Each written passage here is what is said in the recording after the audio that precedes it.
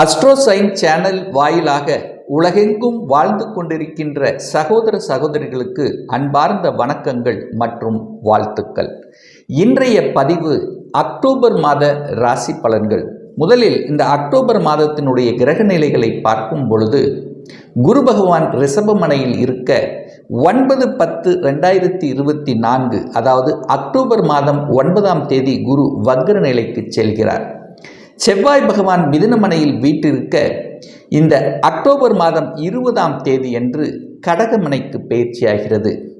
புதன் பகவான் கன்னிமனையில் ஆட்சி பலம் உச்சபலத்துடன் வலிமையாக இருக்க வருகின்ற அக்டோபர் மாதம் 10ஆம் தேதி புதன் பகவான் துலாம் மனைக்கு பயிற்சியாகிறது.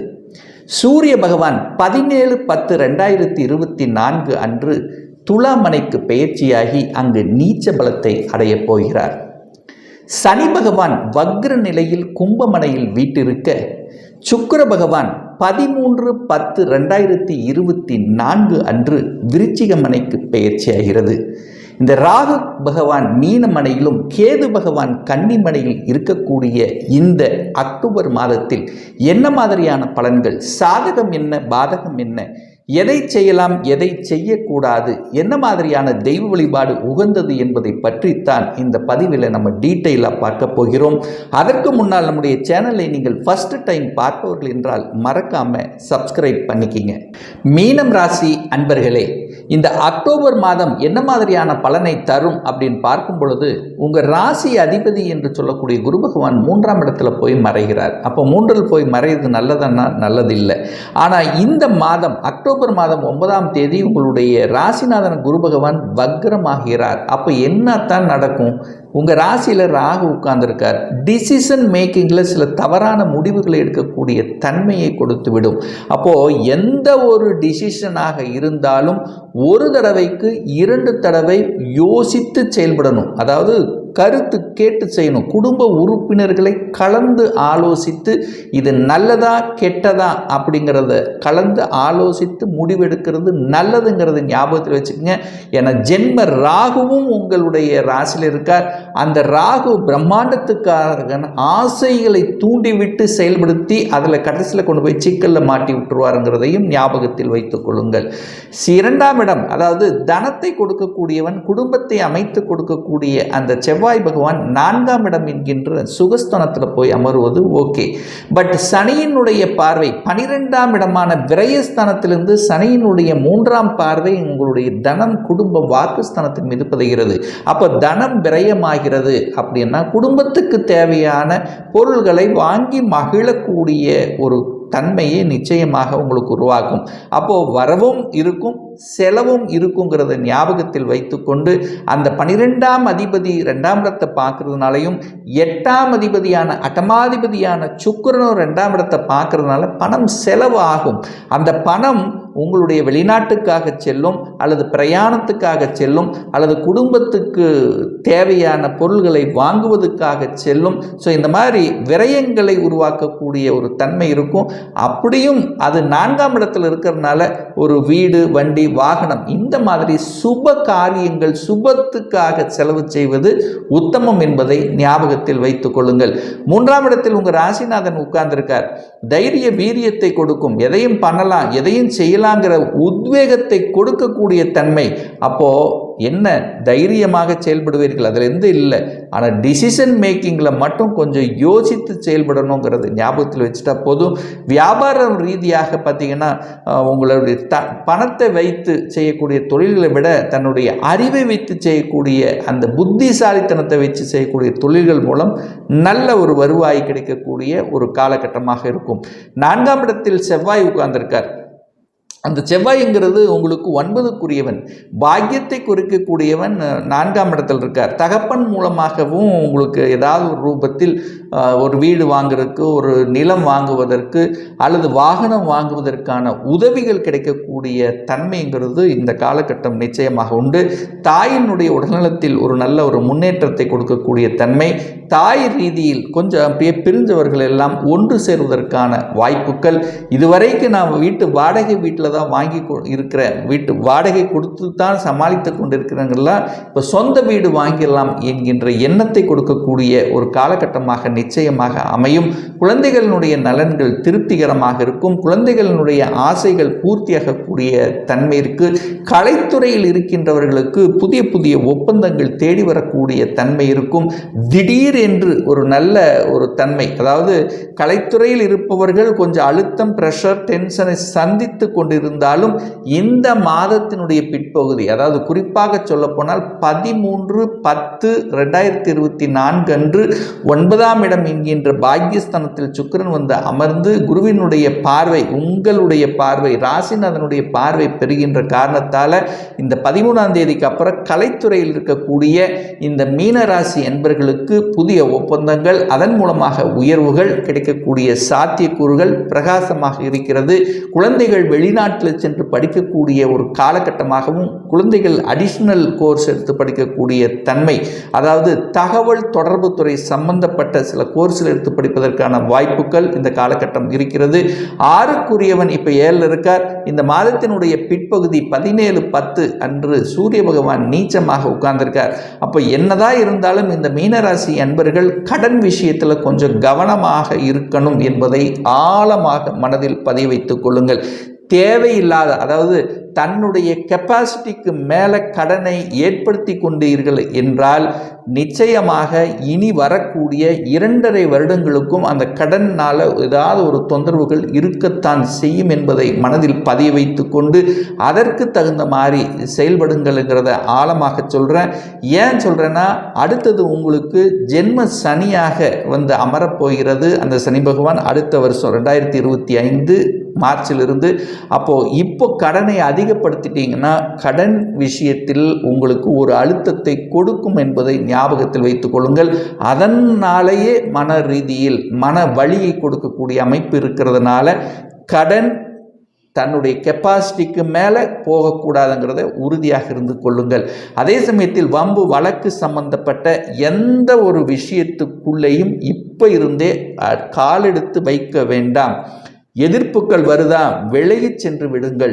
எதிர்ப்பாளர்களை உருவாக்கி கொள்ள வேண்டாம். இந்த மீனராசி என்பர்கள் ஞாபகத்தில் வச்சுக்கோங்க. திருமணம் சார்ந்த சுப காரியங்கள் நிச்சயமாக நடந்தேறக்கூடிய தன்மை இருக்கிறது. என 7க்குரியவன் 7ஆம் இடத்திலேயே ஆட்சி பலம் பெற்று வலிமையாக இருக்கார். அப்போ திடீர் திருமணங்கள் நடக்கக்கூடிய வாய்ப்புகள் ஒரு சிலருக்கு நிச்சயமாக அமையும். ஒரு நல்ல தசாபுத்தி உங்களுக்கு நடக்குமேயானால் நிச்சயமாக புதன் திசை நடந்து கொண்டிருக்கிறது அல்லது புதன் புத்தி நடந்து கொண்டிருக்கிறது அப்படின்னு இருக்கக்கூடியவர்களுக்கு நிச்சயமாக திருமணம்ங்கிறதுல எந்த தடையும் கிடையாது. அதே சமயத்தில் பார்த்தீங்கன்னா உங்களுக்கு ஆகாத ஒரு கிரகம், அதாவது இந்த மீனராசி அன்பர்களுக்கு ஆகாத ஒரு கிரகம் அப்படின்னா அது சுக்கிர பகவானை சொல்லணும். இந்த சுக்கிரனுடைய தசா அல்லது புத்தி யாருக்கெல்லாம் நடந்து கொண்டிருக்கிறது, சுக்கிர தசா இருக்கலாம் அல்லது சுக்கிர புத்தி, எந்த தசை நடந்து அதில் சுக்கிர புத்தியாக இருக்கும்போது நிச்சயமாக மன அழுத்தத்தில் அதிகமாக கொடுக்கும். கடனுக்குள்ளே போயிடக்கூடாது, நோய்க்குள்ளே போகக்கூடாது. கடன், நோய், எதிர்ப்பு, பகை, வம்பு, வழக்கு, இந்த மாதிரி நெகட்டிவ் என்கின்ற விஷயத்துக்கு அடியெடுத்து வைக்கக்கூடாது. அதுக்குள்ளே போனீங்கன்னா வலியை கொடுத்து கொண்டிருக்கும் இந்த சுக்கிர திசை அல்லது சுக்கிர புத்தி காலகட்டத்தில். அதே சமயத்தில் பாக்கியம் சார்ந்த விஷயங்கள் உங்களுக்கு நல்லதாகவே இருக்க போகிறது. என்ன பாக்கியம்? அதாவது அந்த குரு பகவான் 9ஆம் இடத்தை பார்க்குறார். அப்போ என்ன பண்ண போகிறீங்க? வெளிநாட்டுக்கு செல்லக்கூடிய வாய்ப்புகளை தேடி வரும். ஏன் ஒரு சிலர் குடும்பத்தை விட்டு வெளியில் போய் தொழில் செய்யக்கூடிய அல்லது வெளிநாட்டில் போய் வேலை பார்க்கக்கூடிய சந்தர்ப்ப சூழ்நிலைகளை நிச்சயமாக உருவாக்கக்கூடிய ஒரு காலகட்டமாக உங்களுக்கு அமையும். அப்படி வந்ததுன்னா நீங்கள் வெளிநாட்டுக்கு அதாவது அந்த எண்ணத்தில் இருக்கிறவங்க வெளிநாட்டில் போகக்கூடிய வாய்ப்புகள் உங்களுக்கு தேடி வரும். அதை ஏற்படுத்தி கொள்ளுங்கள். மாற்றத்தை நோக்கி, அதாவது ஒரு வேலையில் ஒரு மாற்றம் என்பது வேண்டும் என்று நினைக்கின்றவர்கள், அதாவது இப்போ இதுவரைக்கும் எனக்கு ஒரு ப்ரமோஷனே கிடைக்கல, இதுவரைக்கும் எனக்கு வேலையில் சரியான ஒரு ரெகனைசேஷன் இல்லை அப்படின்னா நீங்கள் மாறுதல் செய்து கொள்ளலாம் என வேலையை அமைத்து கொண்டு மாறுதல் செய்யுங்க.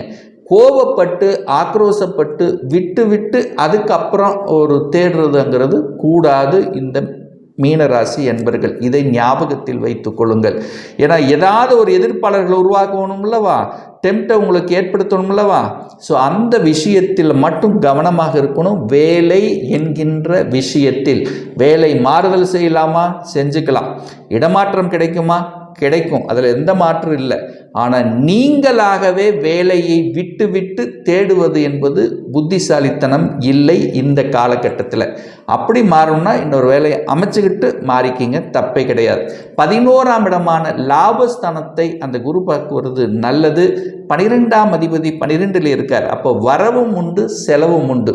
அதாவது வரவு உண்டு, செலவு உண்டு. செலவுகளை சுப செலவுகளாக கன்வெர்ட் பண்ணிக்கிறது புத்திசாலித்தனம் என்பதை ஞாபகத்தில் வைத்துக்கொண்டு செயலாற்றுங்கள். ஏன்னா இந்த மாதம் பார்த்தீங்கன்னா 8ஆம் இடத்தில் கிரகங்கள் வந்து அமரப்போகிறது.